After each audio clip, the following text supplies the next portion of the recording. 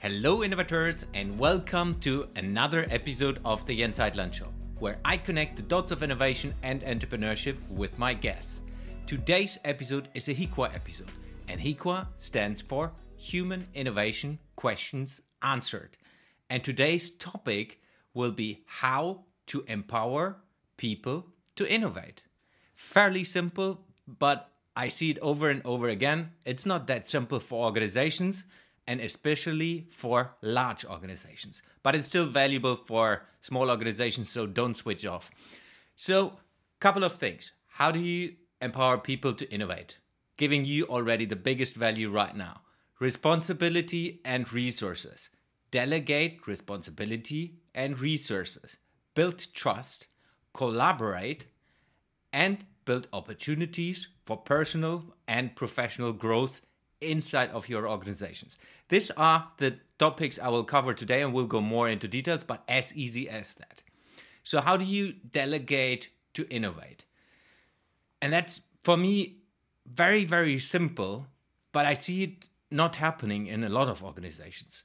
So when you delegate a responsibility to someone, it's not about delegating a task. So it's not about, hey, can you please do this? And then you let the person go, and then you basically micromanage the person. And remember, everything is about true leadership when we talk about human innovation. But if we look into delegation, delegation is about what is the other person doing and what is the other person requested to do to fulfill a specific role. So if you have a role description like you have in a lot of organizations, you basically delegate the whole role to that person. And if you do this properly, you give them a framework how much they can decide inside of their role and what are the boundaries for the person to decide in. So if you then delegate the responsibility of this role to fulfill that, then this person will be able to fulfill their role in a better way. So let's go a little bit deeper. So you have a project manager. A project manager is responsible for delivering a specific project. Let's say it's a very big project, it's a delegation project. So if I would be the manager of this project manager, I would delegate the role description and have a sit down with this manager to say, so this is your role description, this is what I'm expecting from you to do. And within the project, you have this and this and this budget if it's decided before the project manager comes into that role, or I'm requiring you to build a budget frame and a time frame so you understand how much you need and how you can fulfill this role. So it's basically we have a sit down and we talk about what the project is about, what are the requirements, what the organization wants to succeed with this project, going more into details. So the project manager then is empowered to understand, okay, what does it mean to run this project? What do I need to come up with? And then we have an agreement to say, if you can't fulfill this, let's figure out and please come back to me and let's have a whatever, maybe in the beginning a weekly chat or a monthly chat, depending on the organization, depending on how good you know this person. So it's basically that you delegate the full responsibility inside of the project, and the project manager is, like you often say, it's responsible for delivering this project in time and budget. Important part of the delegation part is that you as well give in this case, the project manager the resources needed. And that can be, like we already said, the monetary aspect, which is a budget. That can be as well time, that can be as well other resources like other colleagues and team members, whatever is needed to fulfill this project. So basically after the first conversation with the project manager, for me, it's about, hey, go back and have a look at the project and figure out what you need to be able to fulfill this. And then we have an agreement afterwards to say, okay, let's allocate these resources and kind of manage these resources in a way that we can together succeed with this project. So that's what it is about delegation to innovate inside of an organization. And that sounds fairly simple. What I see quite a lot in small and in big organizations, the managers are micromanaging a project manager, which means they are jumping into project meetings, they're requesting a lot of reports, a lot of numbers in between. They need to report back to the steering committee, all of these things. So there is kind of a delegation of mediocre task, but it's not true delegation of the total project. And of course, it depends on the organization, but it's really important to understand when you have a manager who is capable, which you should select in the first hand, that you have someone capable for this role, that they can fulfill that role. Going into the next question. So how do you build trust to innovate? For me, it's all these things are super simple, but I know it's not happening. That's why I'm kind of digging deeper into today's HIQA episode. So how do you build trust? First and foremost, listen. Listen to the person. If we take again this project manager, you don't know this person. That means you get to know each other, which means you as the manager or as the leader of this project manager, you need to listen. You need to understand what the background is. You need to understand what this person thinks. You need to understand what the value set of this person's are to truly understand the person and build trust in this way that the person understands where you come from. So having a conversation regularly, if you don't know each other, it's extremely important to build trust. And then it's about you caring. That doesn't mean micromanagement. Like I said in the first question, it's about caring about the person, caring about what the person is about, and caring about that this person is well. And it's not just well from, if we take the project manager delivering the project, it's also caring about that the person is well from a personal perspective, from a private background, and so on.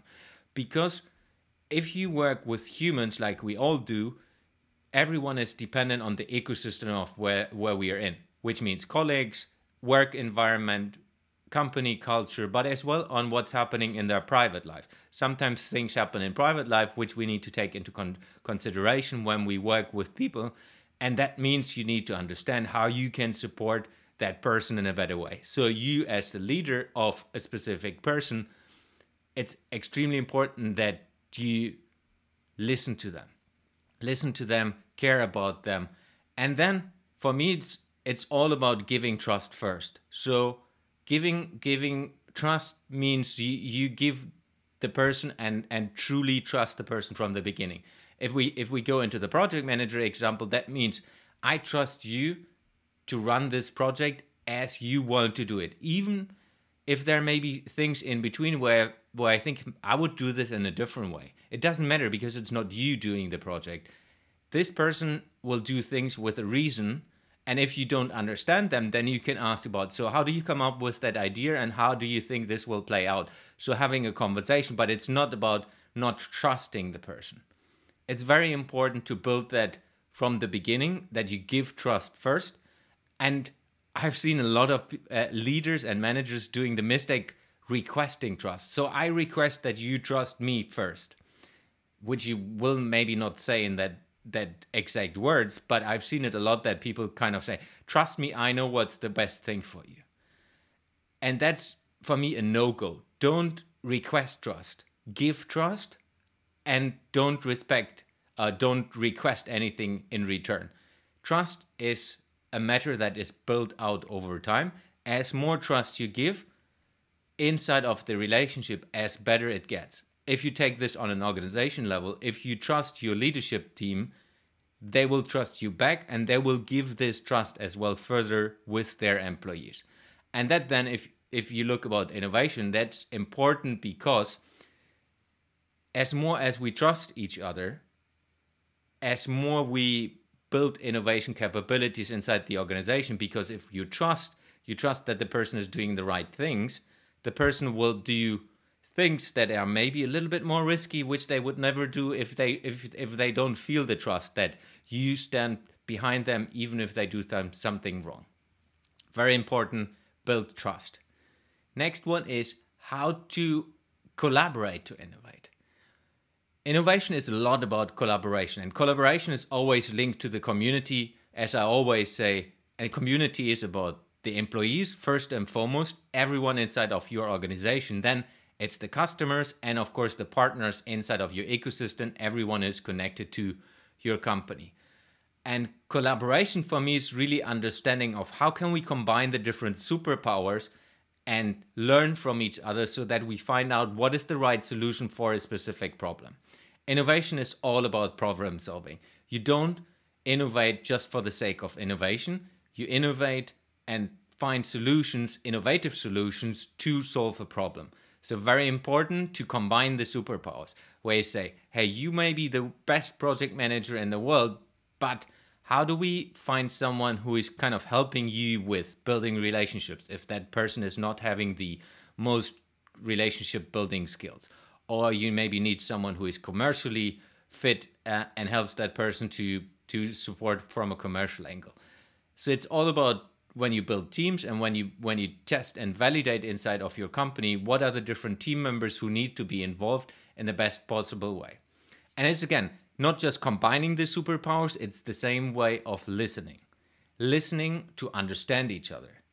There will be people, specifically in organizations that are working across the total value chain, where you have people who are non-core business and people who are core business related. Most of the companies are still working in verticals where you have, let's say, sales, where you have marketing, where you have business development, where you have finance, where you have other functions like real estate and property, and so on and so on. So more and more organizations understand that they need to work across all of these verticals to be successful. That means you listen to the people inside of the verticals to understand where they come from, to understand what expertise they can bring to the project, if we take the projects again as an example.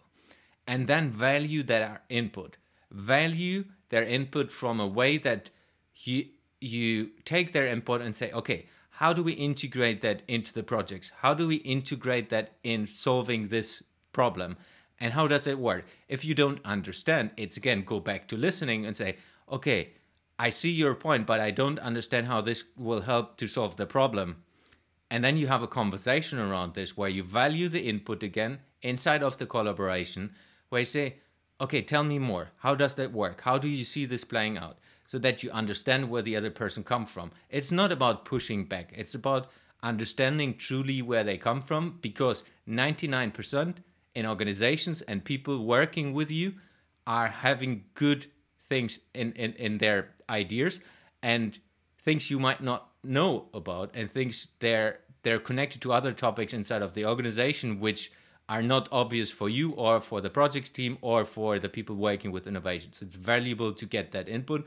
Same way with customers, same way with other ecosystem providers, which can be suppliers, which can be other companies and partners that work with you. So collaboration is really about combining the superpowers, listening, and then value the input from each other. Very simple, again, but super powerful. So how do you support personal and professional growth to innovate? Super important. If you want to build an ecosystem of innovation inside of an organization, it's important that you provide possibilities for people to grow. Provide them the possibility to grow personal and provide them the possibility to grow professional. If you combine this, it's the best way you can do as an organization. I have seen people leaving an organization, a very highly paid job, because they haven't seen possibilities to grow, not personally and not business-wise. And it's not about that you always give everyone the opportunity to jump up the internal hierarchy ladder. It's more about how do you enable people to learn and build their careers over time. And sometimes it's as easy as, again, going back to listening. Where do you want to be? What are the things that interest you? How can we help you to fulfill your dreams inside of our organization? And see beyond the role the person is in right now. Maybe this person works in a marketing position. And maybe this person is interested to, let's say, something completely different, interesting to work closer to real estate. And if you think, hey, let's say that the organization itself, the core business is retail, and this person works in marketing, and that person is interested in real estate, so how can you enable this person to work in real estate? And if there's a true interest and a value that can be created for the organization, how can you help this person to fulfill their dreams?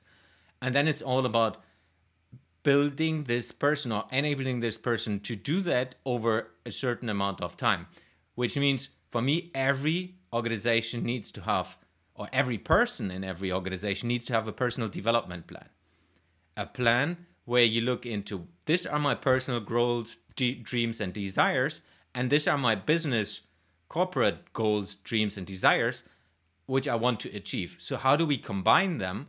And you as a leader, you as a manager, your role is basically to help them to get there. Show them the possibilities the organization can provide, and show them the possibilities you as a leader can provide, but as well other leaders, other people inside of the ecosystem who can help to this person to develop.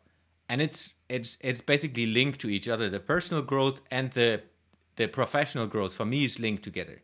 So if you take time in spending time with a person inside of your organization and find out, okay, let's have, and for me it's not necessary to do that in a formal way. Hey, now you have an official plan, but it helps because then let's say the HR organization can as well use this to find out, okay, how can we support this person? And there's always a possibility to, of course, work with HR if HR is fulfilling these functions and the support for these topics inside of your company. If not, it's the leadership responsibility every leader in an organization has, is not just leading themselves, it's also leading others, and leading others means taking care of the people and helping them to develop over time. Build a plan, help them to understand how they can achieve the plan, and find out what your role can be inside of this plan to empower them to get there. That's it for today.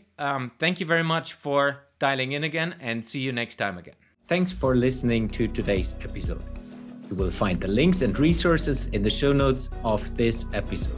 If you would like to support the podcast, the most impactful thing you can do is subscribing to the show on any of the podcasting platforms and give me a review. This will help me to reach more innovators around the world and bring some of you into the show. If you have any question to the guest or want to engage with me, feel free to reach out to me on social media and contact me there.